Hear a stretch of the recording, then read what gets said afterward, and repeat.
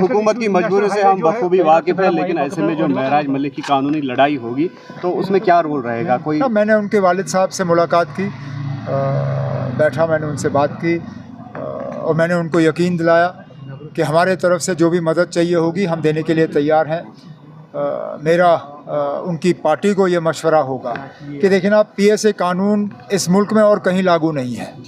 आप अगर बाहर से वकील लाओगे उसको ये कानून समझने में भी वक्त लगेगा।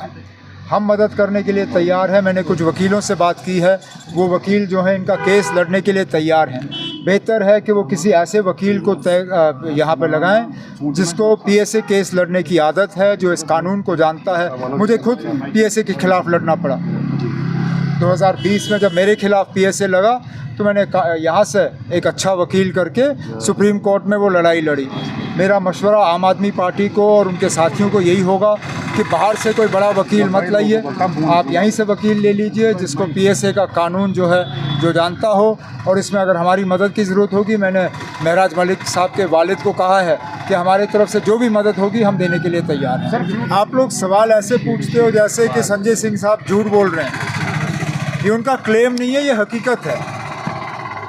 बदकिस्मती से जब कभी ये होता है, बार बार मीडिया के तरफ से, टेलीविज़न चैनलों के तरफ से, अखबारों के तरफ से ये बात आती है कि हम क्लेम करते हैं। ये क्लेम नहीं है ना, ये सच्चाई है।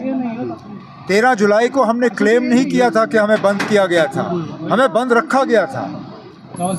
हमने 14 जुलाई को क्लेम नहीं किया था कि हमारे साथ हाथापाई हुई, धक्के मारे गए। ये हकीकत है और आज भी हकीकत है। संजय सिंह साहब को बंद रखा गया है। किस वजह, ये वही लोग बता सकते हैं जो इस फैसले के पीछे हैं। बार बार जो है इसी तरह की हरकतें की जा रही हैं। कहने के लिए तो कहते हैं कि जम्मू कश्मीर में सारा कुछ ठीक है, माहौल अच्छा है, लोग खुश हैं, सारा कुछ जो है वो एक नया जम्मू कश्मीर बन रहा है। लेकिन हकीकत ये है कि जब देखो तो ये लोग सख्ती के अलावा और कुछ नहीं करते। इन्होंने सख्ती हमारे साथ की, इन्होंने गलत कानून इस्तेमाल किया है महराज मलिक को गिरफ़्तार करने के लिए। गिरफ़्तार करने का कोई वजह नहीं। अब चलिए, अगर उनके बिहेवियर में या किसी ऐसे चीज़ में किसी को शिकायत हो तो असेंबली सेक्रेटेरिएट के साथ उठाइए, स्पीकर साहब से उसके बारे में बात करिए। लेकिन PSA कानून एक MLA के ख़िलाफ़ लगाना वो गलत। अब उस गलती को आपने और ज़्यादा बढ़ा दिया। एक राज्यसभा के मेंबर को आपने गैर कानूनी तौर बंद रखा है। किस कानून के तहत? क्या आपने उस पर कोई ऑर्डर सर्व किया है? क्या कोई प्रिवेंटिव डिटेंशन का ऑर्डर है? मर्ज़ी आई तो आपने गेस्ट हाउस का गेट बंद कर दिया। ये ठीक बात नहीं है ना। ये जम्मू कश्मीर की जमहूरियत के लिए ठीक नहीं है और इसका जो मैसेज, इसका जो पैगाम लोगों में जाएगा, ये बहुत गलत है ना। और जो लोग ये कर रहे हैं उनको अपनी हरकतों पे जो है सोचना चाहिए। हुकूमत की आपने बोला था कि रेलवे मिनिस्टर को मैं रिक्वेस्ट करूंगा, आज वो पूरा होगा, इसके बोलिए। मैंने आपसे कहा था कि ये काम जारी है। मैं उन लोगों में से नहीं हूँ जो बार बार इन चीज़ों को मीडिया में हाईलाइट करें। चुपचाप तरीके से मैं रेलवे मिनिस्टर साहब के साथ कांटेक्ट में था।